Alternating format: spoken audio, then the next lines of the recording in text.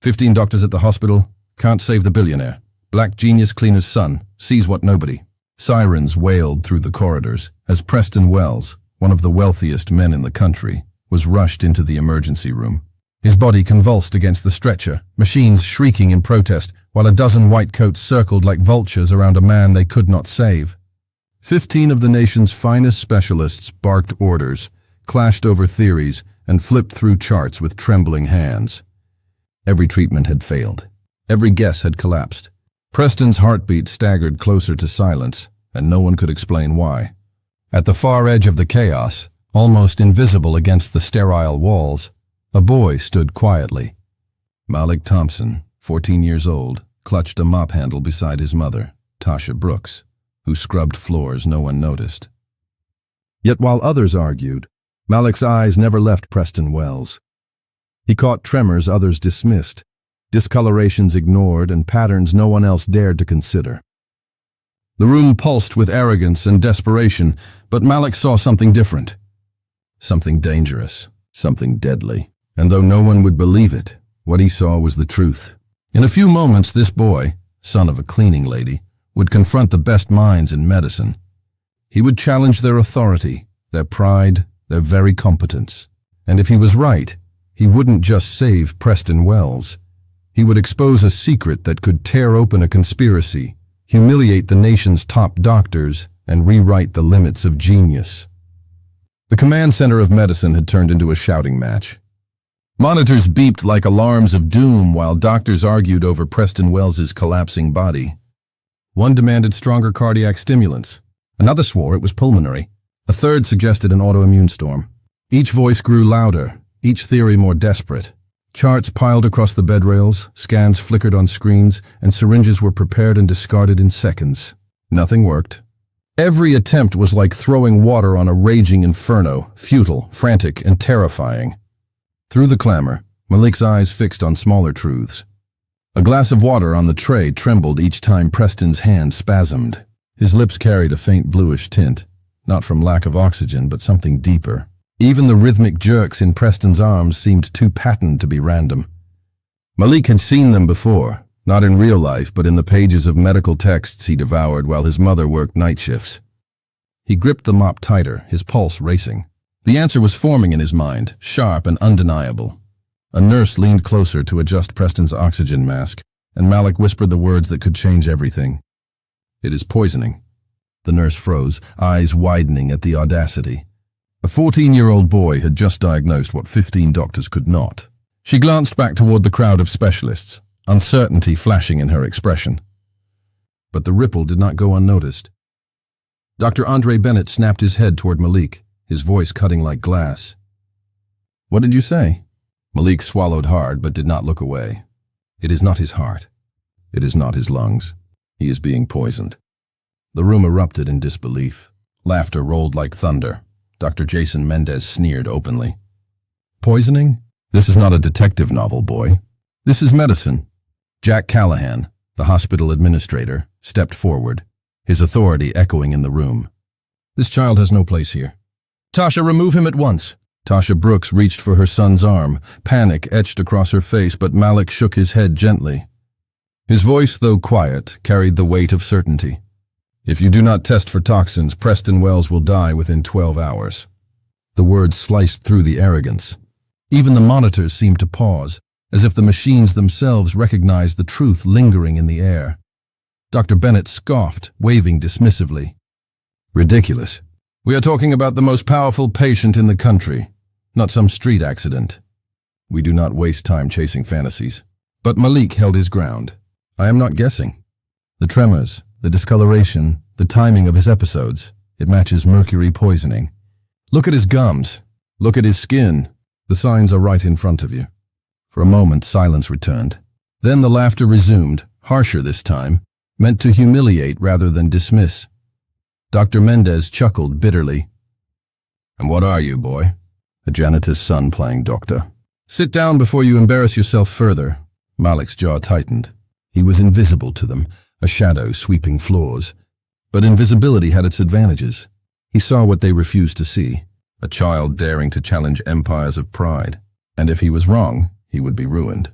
But if he was right, the greatest conspiracy in the hospital's history was about to unravel.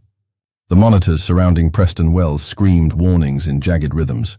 Numbers plunged, alarms echoed, and yet the room filled with nothing but arguments disguised as expertise. The billionaire's life was slipping away while egos competed for the spotlight. Malik Thompson stood at the edge, eyes fixed, absorbing every detail like a silent detective in a storm of chaos. He saw what others refused to see, the tremor in Preston's fingers, the way his lips darkened to a faint gray blue, the restless flicker of his eyelids. These were not random misfires of a failing body. They were signs, patterns, warnings. Dr. Andre Bennett slammed his hand against the counter. It is cardiac. I'm telling you, the man's heart is giving up. Prepare the crash cart!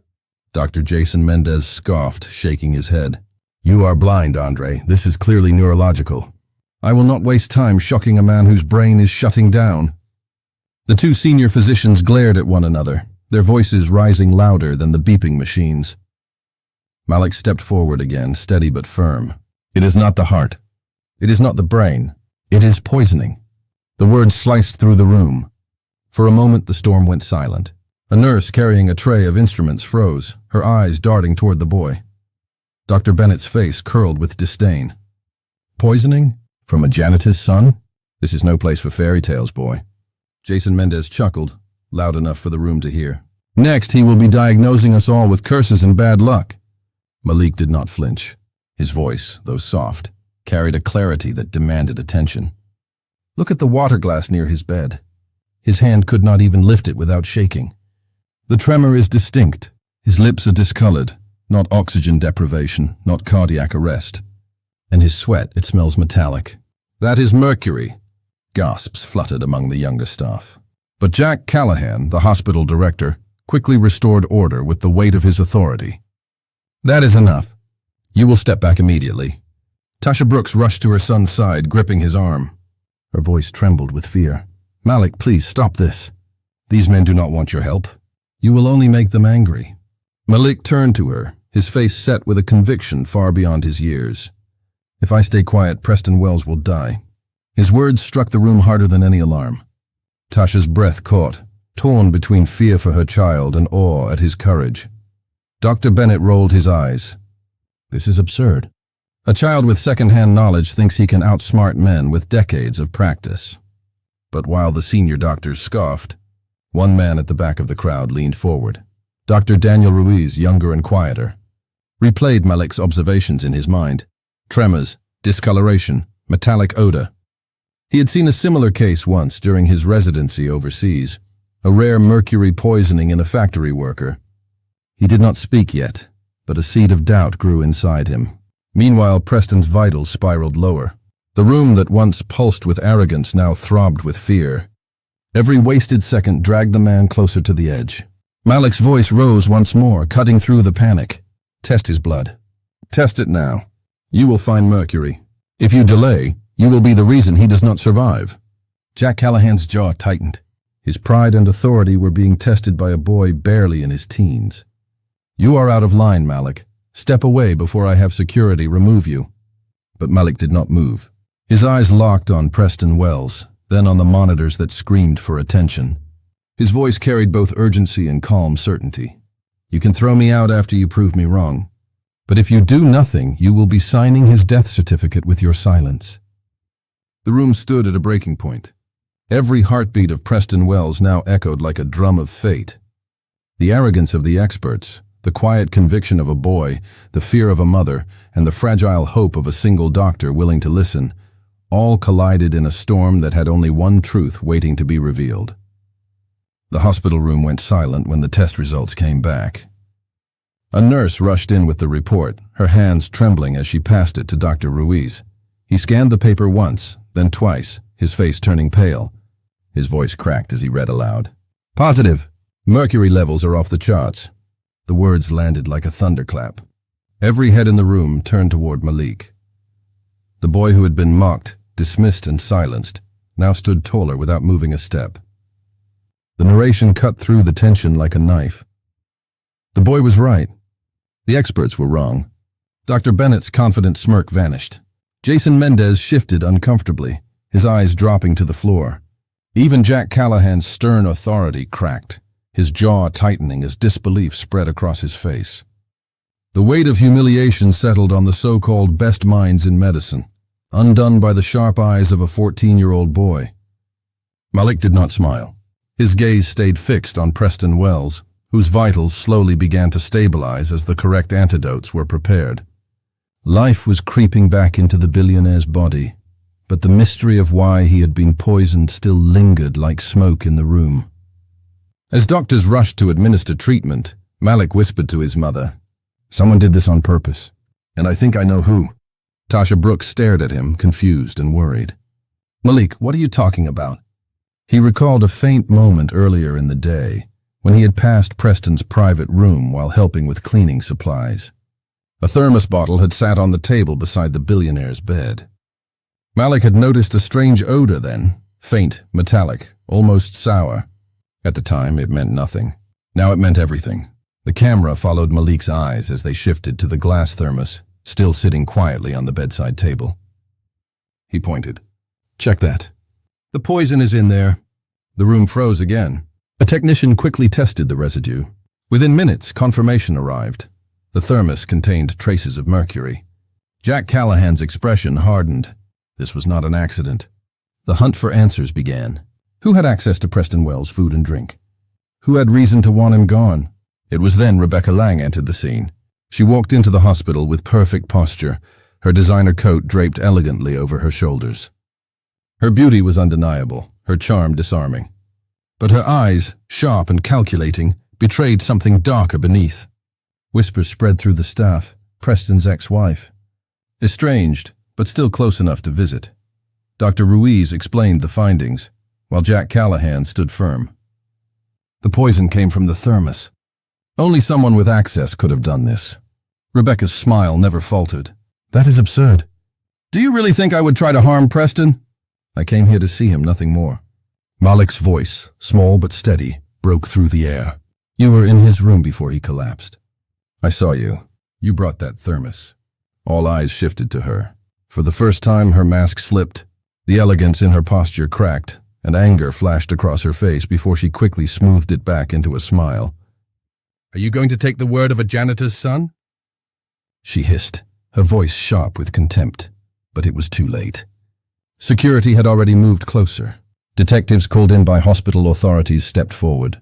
One of them held the toxicology report in his hand. "Rebecca Lang, you are under arrest for attempted murder by poisoning." The scene erupted in chaos. Rebecca's calm facade shattered completely as officers took hold of her arms. She screamed protests, her voice echoing down the sterile white corridors. "You fools! You have no idea what you are doing. That fortune should have been mine." Her words cut through any remaining doubt. The truth was plain. She had motive, opportunity, and now undeniable evidence. As she was dragged out, Malik stood quietly beside his mother. His eyes lowered not out of fear, but out of heavy realization. He had saved Preston Wells's life, but in doing so, he had uncovered a darkness rooted in greed and betrayal. The camera lingered on Preston, his eyes fluttering open for the first time, weak but alive. In that fragile silence, the world shifted. A boy had unmasked a plot worth billions, and nothing would ever be the same again. The emergency room was quieter than it had been all night. Machines still hummed, footsteps echoed down sterile halls, but the frantic noise of clashing voices had faded into a heavy silence. The doctors, once so loud and certain, now stood in uneasy clusters. Their eyes lowered. Dr. Andre Bennett stared at the floor, his jaw locked tight, while Dr. Jason Mendez shuffled nervously with papers he no longer dared to read. Their confidence had been stripped away. They were the best in their fields, men who carried prestige like armor, and yet a boy had seen what they had missed. No apology passed their lips, but the shame was written across their faces. The weight of reputations shaken, egos cracked, and authority questioned, settled like smoke in the air. Jack Callahan, the hospital authority who had silenced Malik with a single command earlier, stood apart from the others.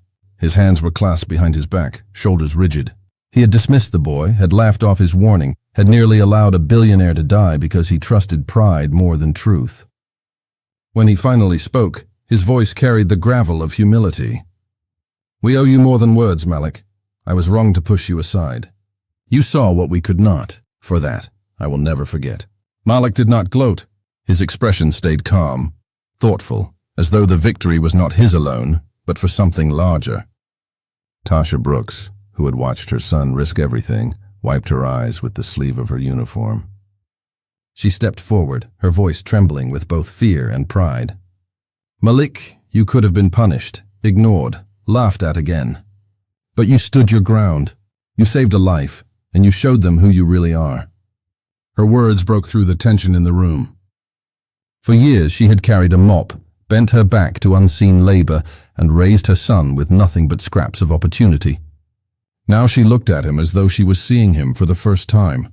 Not just her child, but something greater.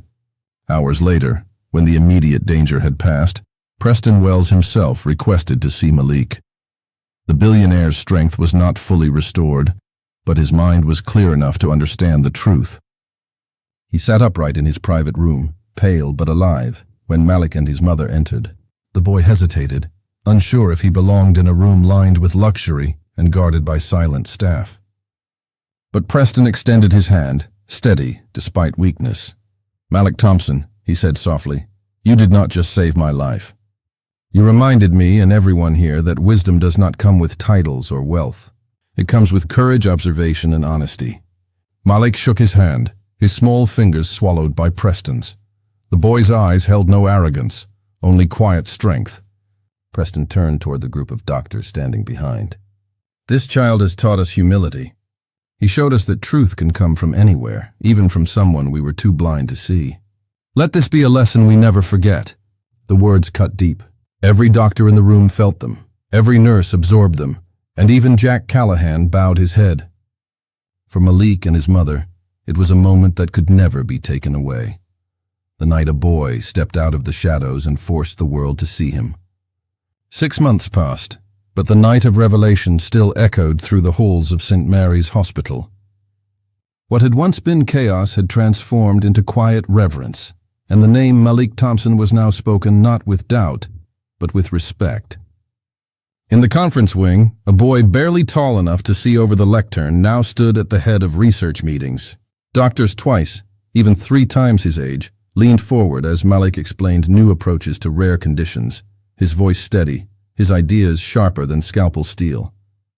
The title on his badge read, Consultant, Special Research. He was the youngest in the hospital's history.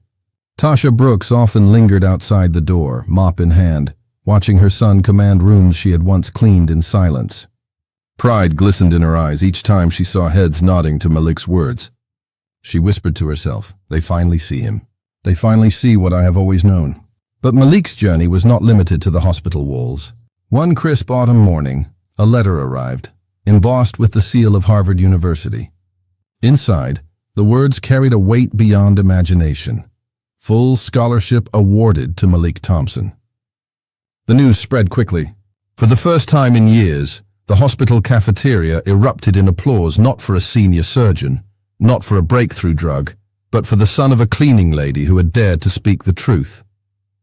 Malik's smile that day was quiet, humble, yet filled with a fire that promised more to come. Meanwhile, Preston Wells had not forgotten the debt he owed. Recovered and stronger, he stood before cameras at a press conference, his voice carrying across a sea of flashing lights. "I owe my life to a boy most of us would have walked past without a second thought. That mistake will never happen again. Today I am announcing the creation of the Malik Thompson Foundation, dedicated to supporting the children of cleaners, janitors, and workers society has called invisible. Because genius can be hidden anywhere, waiting only for a chance." The announcement rippled across the nation. Images followed in quick succession, montage style, as the narrator's voice carried the weight of the story. Classrooms filled with eager faces. Children who once carried brooms now holding books. Scholarships awarded to boys and girls who had been overlooked for far too long. A young girl in uniform raising her hand in a science class. A teenage boy adjusting a microscope with steady hands. Every frame spoke of a future rewritten by one act of courage, the night Malik Thompson refused to stay silent. At the hospital, Jack Callahan watched the news broadcast with heavy reflection. The boy he had once silenced now stood as a symbol for truth. The shame he carried had not vanished, but it had transformed into something better. Respect. Dr. Daniel Ruiz, the only physician who had quietly believed Malik that night, became his mentor, working beside him not as superior to student, but as partner to partner. Together they began new projects, combining experience with raw insight in ways medicine had rarely seen. Tasha Brooks, who had once feared her son's boldness, now walked with her head higher. No longer just the woman with the mop, she was Malik's mother, and that title carried more honor than any wealth could buy. Malik walked across the Harvard campus, books in hand, his mother by his side. Behind them, banners of the Malik Thompson Foundation hung proudly, reminding the world of what had begun in a hospital emergency room months ago. Genius does not ask for permission. It does not wear a uniform or a title. Genius can come from anywhere, and when given a chance, it can change everything.